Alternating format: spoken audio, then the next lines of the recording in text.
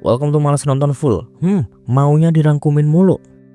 Jadi bre, kali ini kita akan merecap sebuah film bertema raksasa lagi. Dan ini adalah kelanjutan dari yang kemarin, berjudul Troll 2 tahun 2025.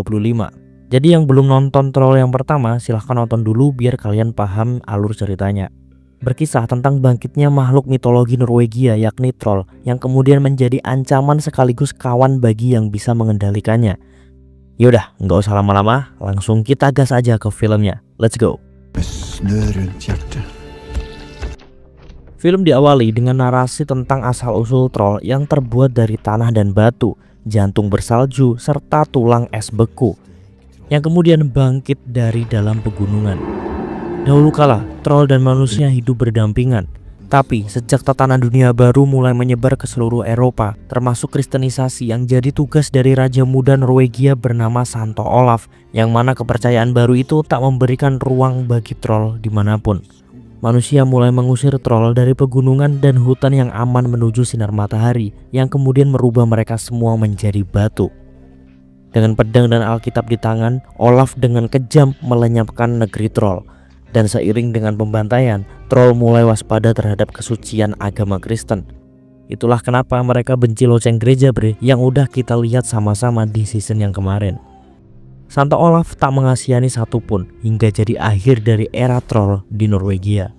Dan semua cerita ini jadi sebuah legenda bagi anak-anak Norwegia, termasuk untuk Nora kecil di zaman modern. Nora mempertanyakan mengapa Santo Olaf sangat kejam, padahal troll lebih dulu hidup di sana ketimbang manusia. Men pappa, hvorfor var Olav den hellige så kjip? Jika itu Nora, maka dia akan melindungi troll, pikirnya. Jadi emang bre, kisah troll ini udah deket banget sama Nora dari dia kecil. Pati Deman selalu menceritakan tentang troll sebelum Nora tidur. Well, itu udah jadi legenda dan cerita rakyat juga sih. Di sini orang tua Nora masih lengkap ya, sebelum sang ibu meninggal karena sakit dan ayahnya kesabet buntut troll kemarin. Di situ ibu Nora berjanji akan mengajak Nora ke tembok atau gunung troll yang kita lihat di film yang sebelumnya. Til Trollveggen. Lover du? Walaupun pada akhirnya ya Nora cuma berangkat sama bapaknya doang. Ibunya selalu menyanyikan lagu tentang kasih sayang ibu troll ke anak-anaknya. Ya mirip-mirip Nina Bobo gitu dah, tapi versi troll aja.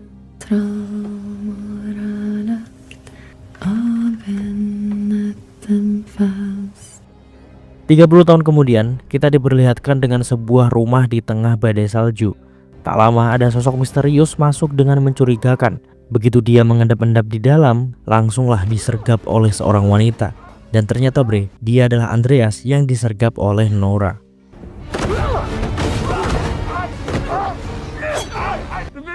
Andreas Isaksen. Dan ini adalah reuni mereka setelah 3 tahun. Andreas pun basa-basi sambil melihat buku-buku Nora. Di sana Andreas juga menemukan buku yang ia tulis sendiri.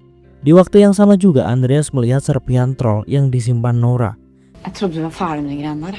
Jeg trodde jeg var ute. Dro de meg inn igjen. Singkatnya Andreas ini ingin minta tolong kepada Nora bre. Nora menolak karena dia mengira ini tentang pertahanan nasional dengan para petinggi-petinggi yang cukup bebal. Tapi sebenarnya ini tentang hal yang lebih besar dari itu. Andreas ingin menunjukkan sesuatu yang akan membuat Nora sangat tertarik.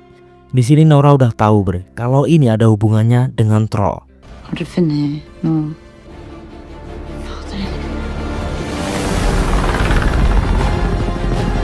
Nora dan Andreas pun pergi menuju Vemork, tepatnya di pembangkit listrik Vemork. Di sana Nora bertemu dengan Profesor Moller dan Profesor Wengel. Nora dibuat bingung dengan obrolan kedua Profesor dan Andreas. På det tidspunktet så var ikke regjeringen sikker.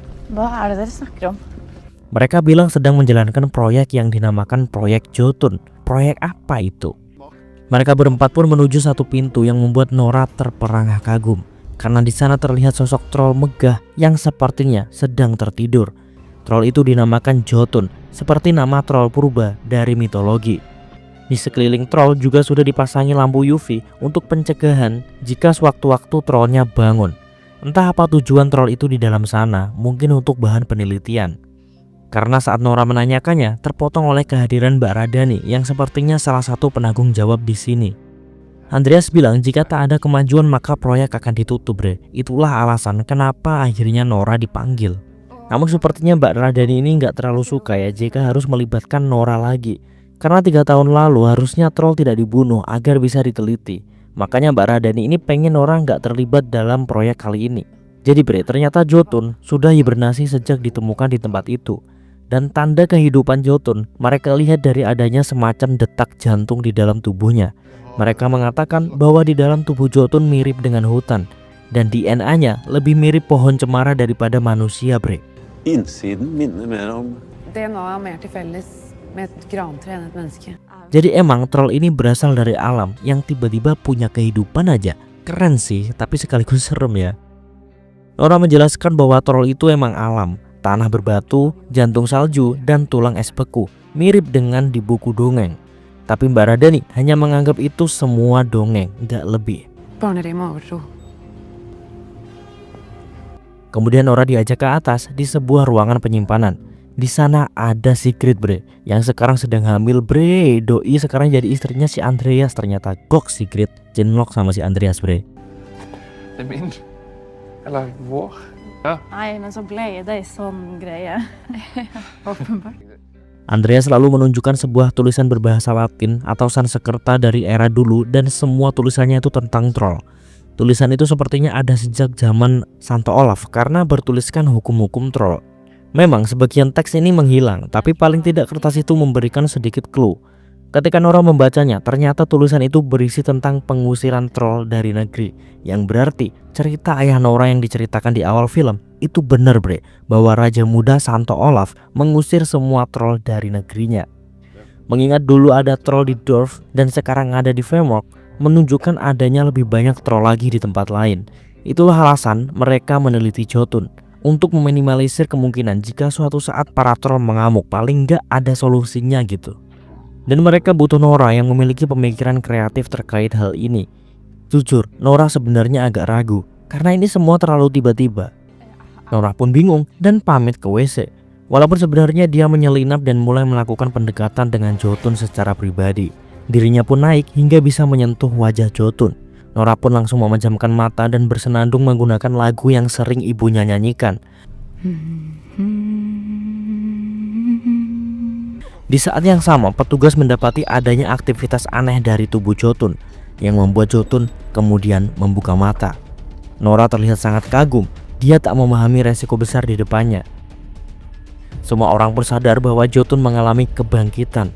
Dan di saat lampu UV akan dinyalakan untuk menahan Jotun, Bre, Mbak Radani melarangnya karena akhirnya sadar nih, masa mau dimatiin langsung kan? Dia bahkan merusak panel yang mengakibatkan kepanikan. Jotun pun mengamuk dan melepaskan tangannya hingga benturannya membuat Nora yang sedang berada di lift proyek terpental.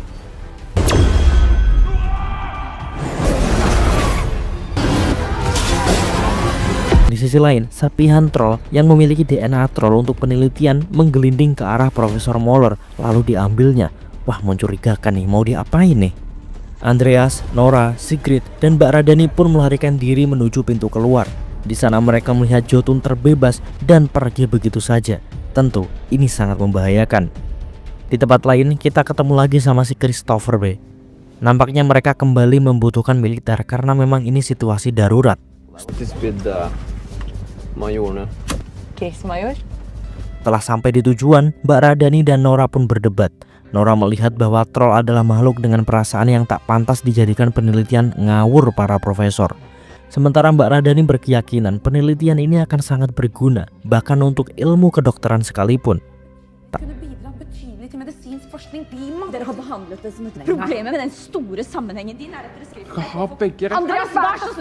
lama, Perdana Menteri dan Jenderal pun sampai, memecah perdebatan keduanya.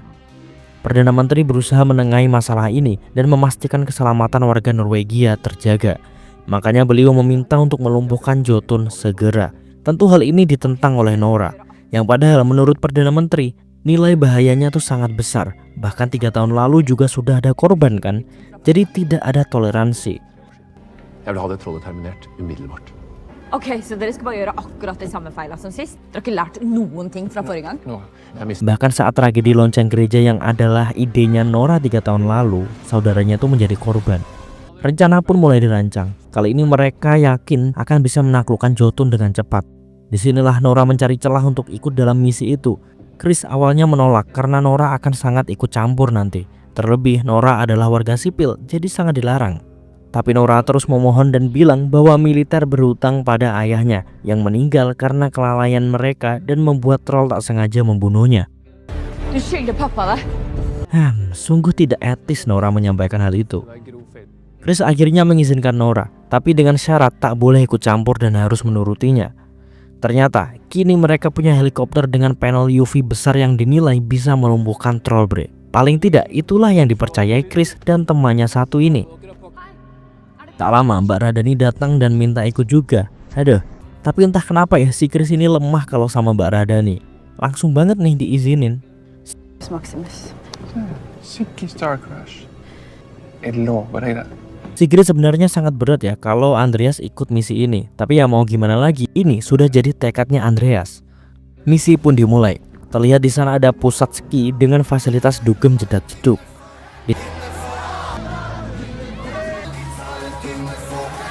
Di saat semua orang sedang jogetan asik, muncullah getaran. Musik pun berhenti dan tak lama atap terangkat lalu terlihatlah Jotun sedang mencari mangsa. Bukannya langsung lari, orang-orang ini malah asik selfie bre. Ya dimakanlah sama si Jotun. Kepanikan pun terjadi. Di saat yang sama helikopter pun sampai dan di sana Nora tak percaya bahwa Jotun ternyata memakan manusia. Nah baru tahu lo kalau ini bahaya Nora. Helikopter pun mendekat dan panel UV dinyalakan. UV itu pun langsung bisa menyakiti tubuh Jotun meski masih butuh berpuluh-puluh panel lagi untuk melumpuhkan Jotun. Hasilnya Jotun malah mengamuk dan mengambil tiang listrik lalu menyabetkannya ke arah helikopter yang langsung menyebabkan helikopter satunya bre kehilangan kendali. Kemudian jatuh dan gugur. Tentu ini di luar ekspektasi mereka. Dan mundur adalah jalan satu-satunya sekarang. Kejadian ini semakin menguatkan bahwa troll tak bisa hidup berdampingan. Mereka adalah pembunuh yang kejam. Tidak bagi Nora, dia masih berpikir troll lainnya tak akan seperti itu. Nora meyakini bahwa perlakuan manusia terdahulu yang membuat troll sekejam sekarang. Pokoknya di sini pemikiran Nora cukup merugikan ya jika tetap diterapkan di situasi yang saat ini. Kurang gitu.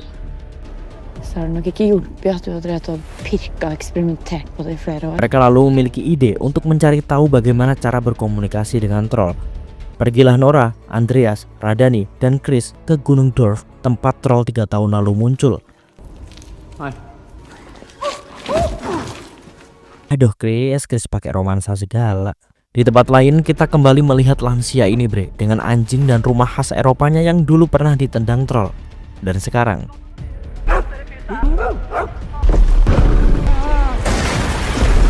ditendang troll lagi. Ya Allah kasihan amat, baru juga renov itu. Kembali ke Nora CS. Mereka ternyata menuju ke sebuah tempat yang dahulu kala dijadikan tempat menjebak troll bre. Dengan cara menculik anak-anak troll nih bre dulu, hingga kemudian ayahnya mencari lalu akan masuk ke dalam lubang dengan jebakan maut tersebut. Alltså trollkungen överlevde. Aldrig fant ledningen efter den trollungen. Nora pun menjelaskan Raja Troll udah keluar 3 tahun lalu yang kita lihat di season pertama.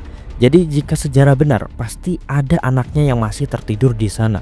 Di penghujung jalur goa, Nora mengetukkan batu bagian tubuh troll dengan lantai berbatu di sana. Tak lama, dari arah seberang, nampak dinding berbatu yang tiba-tiba bergerak dan berubah menjadi sosok troll.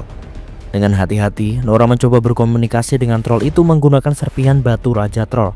Dan bener bre, troll itu adalah putra troll yang 3 tahun lalu sempat bangkit.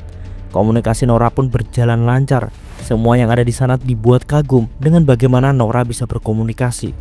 Nora pun bilang namanya adalah Vacker, yang berarti cantik. Jag bara kallt den vackra. Trevlig. Magisk. Nora pun meminta Vacker untuk berbicara dengan Jotun biar dia bisa tenang. Mereka pun mencegah Jotun di pegunungan Boverdalen, tepatnya di sebuah danau beku, dan memberi sinyal dengan flare agar Vacker bersiap. Saat Jotun udah di hadapan, Vacker pun muncul dan mulai berkomunikasi dengan Jotun.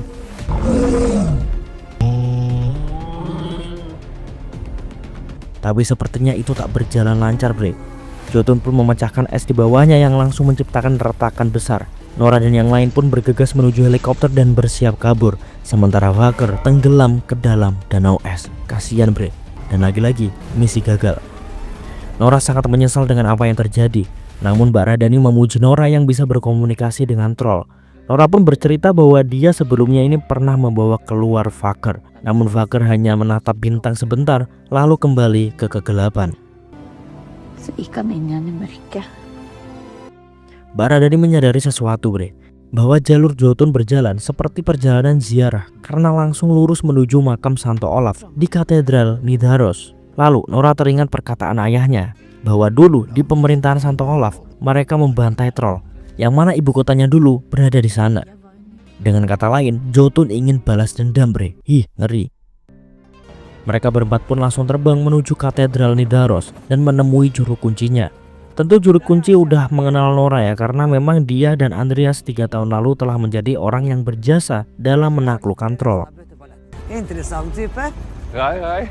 Andreas Ja, Isak. dere er resten av bøtteballetten. Di dalam katedral, Nora menjelaskan bahwa troll akan menuju ke situ untuk balas dendam. Mereka pun langsung masuk semakin ke dalam menuju makam Olaf. Kata si Kuncen nih, udah banyak banget orang yang meneliti dan mencari makam Olaf, tapi tidak menemukan apapun.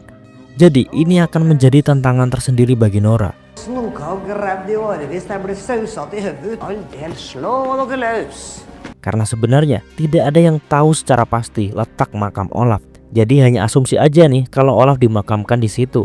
Namun tentu itu tidak menghentikan pencarian. Mungkin pernah ada di sana dan mungkin juga sudah dipindahkan. Mungkin. Hampir aja mereka menyerah. Namun saat Andreas mengelus dinding bergambar Olaf, dia justru membuat bagian kecil dinding runtuh. Yang kemudian Kuncen menyadari sesuatu yang janggal. Bagaimana mungkin dinding itu terkelupas di bagian luka Olaf ketika meninggal. Kemudian Kuncen mengurutkan di mana saja luka Olaf, sampai akhirnya dia menemukan 2 lubang di dinding lagi, di bagian kaki kiri dan leher. Ini sangat identik. Nora pun berpikir mungkin ada teka-teki di dalamnya. Dia pun mengambil batang obor lalu memasukkannya ke dalam salah satu lubang dan memutarnya. Tapi paling tidak dia membutuhkan 2 lagi. Dan saat semua lubang terisi, barulah dinding benar-benar membentuk lingkaran dan sepertinya bisa diputar dan dibuka, bre. Nora dan Andreas pun dengan bersusah payah mencoba memutar dinding berpola tersebut. Pertanyaannya, ini si Chris ngapain nih? Militer yang harusnya punya tenaga lebih, tapi diem aja doi.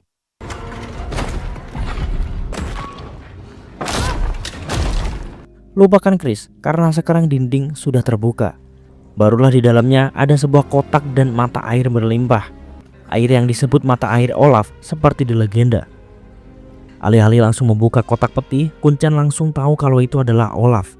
Namun Nora harus memastikannya bahwa itu benar-benar makam Olaf, bre. Akhirnya Kuncen setuju untuk membukanya. Nora, Andreas, dan Radani bersusah payah membuka peti tersebut. Dan lagi-lagi si Chris hanya menonton dari pinggir. Kemudian apa gunanya gerangan? Setelah terbuka dipastikanlah bahwa itu adalah Olaf. Kuncen merasa aneh karena yang dibawa Olaf hanya pedang perak bernama Besing. Bahkan itu masih utuh setelah sekian lama. Menurut Chris, bahkan perak tak layak untuk dijadikan senjata, terlalu lunak tapi anti karat. Ikke helt etter så mange år. Det er sølv. Det er et ubrukelig materiale å lage våpen av. Nora pun memperhatikan bahwa di balik baju Olaf ada secari kertas, yang ternyata itu adalah bagian dari tulisan tangan di Vemok yang pernah diperlihatkan oleh Andreas, bre. Sigrid pun dihubungi untuk menyatukan tulisan tersebut. Barulah di sana tertulis jelas bahwa Olaf bukan memerintahkan untuk membasmi troll, justru dia ingin melindungi troll. Vi prøvde ikke å utrydde dem på grunn av det her. Dan itulah alasan Olaf dibunuh.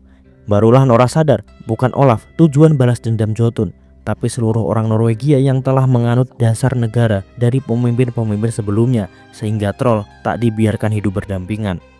Dunia pun kembali memberitakan tentang kembali terjadinya bencana ini. Ada yang percaya, ada juga yang menganggapnya konspirasi, karena emang hanya terjadi di Norwegia.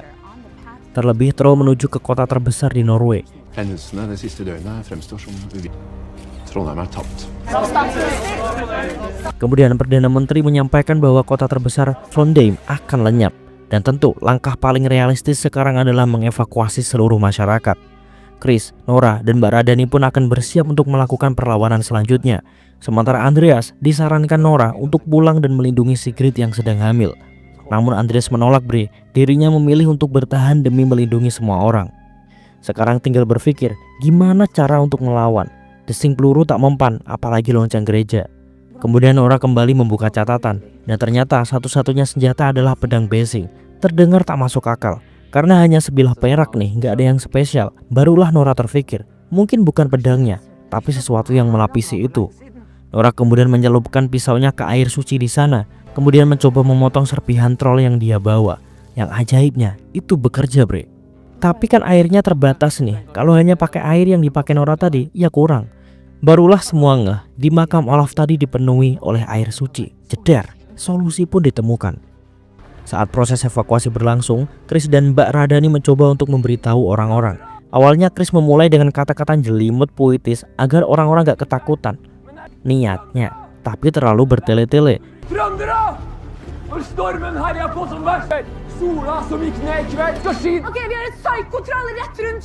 Akhirnya Mbak Radani yang mengambil alih dengan satu kalimat kuat. Ada troll gila di dekat sini. Selesai masalah. Semua orang pun langsung memperhatikan. Mbak Radani pun menyampaikan rencana mereka, dan untungnya banyak orang yang ikut membantu, bre. Semua orang pun bergotong royong estafet membawa air suci dari makam Olaf agar bisa dijadikan amunisi oleh militer. Walaupun agak aneh juga kenapa nggak pakai diesel aja ya biar cepet.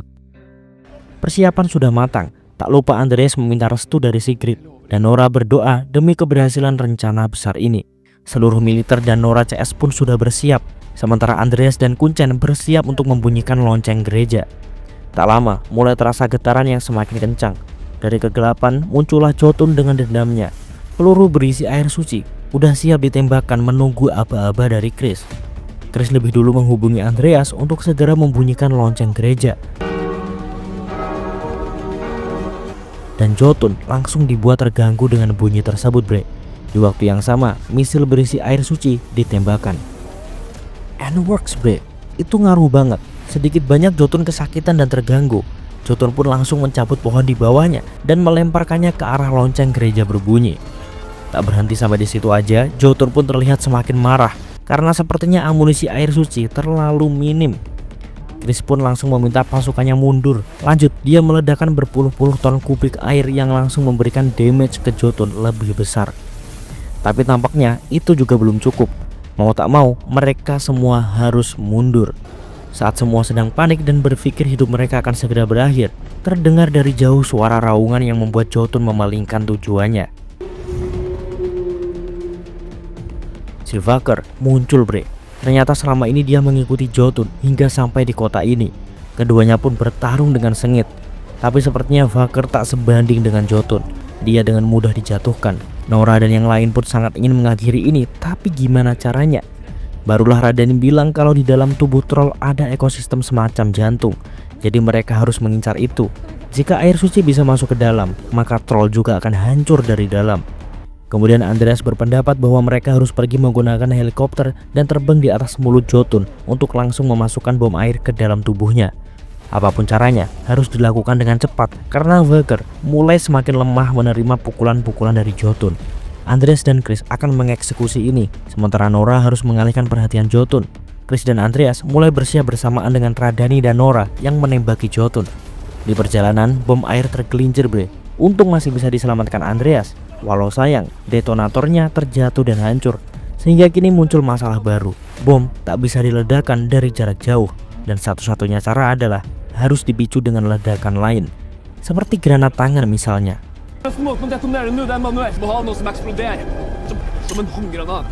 Tapi pin granat harus ditarik benar-benar sebelum bom air masuk ke dalam mulut Jotun. Jadi harus ada orang yang melompat dan meledakkannya secara manual. Kan nggak mungkin nih, tidak mungkin dilakukan dong. Di sisi lain, Vaker benar-benar kalah, bre. Dia terlihat tak bisa bangun untuk melawan Jotun lagi.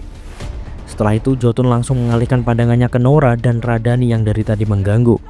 Radani melakukan hal yang benar dengan kabur, tapi Nora gak mau berhenti. Bersamaan dengan telah sampainya helikopter Chris di atas Jotun. Di dalam, Andreas menghubungi Sigrid dan berpamitan. Sigrid pun dengan lapang dada menerima itu, walau menyakitkan, karena ini demi kemaslahatan orang banyak, jadi ya gak apa-apa. Jadi Andreas mau mengorbankan diri, bre. Andreas pun dengan jiwa pahlawannya nyemplung ke mulut Jotun. Dan seketika tubuh Jotun perlahan hancur dan terbakar oleh air suci. Tak lama setelah itu Vaker kembali bangkit dan mengambil jantung Jotun dari belakang.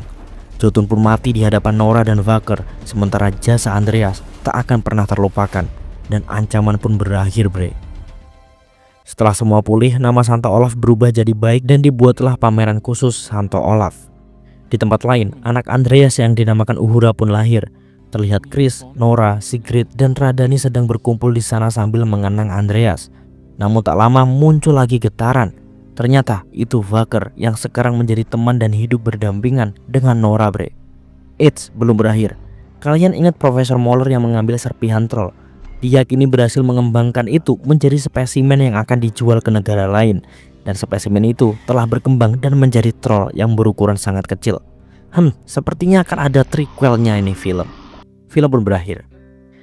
Nah itu dia bre, kisah troll yang bangkit dan hidup di Norwegia.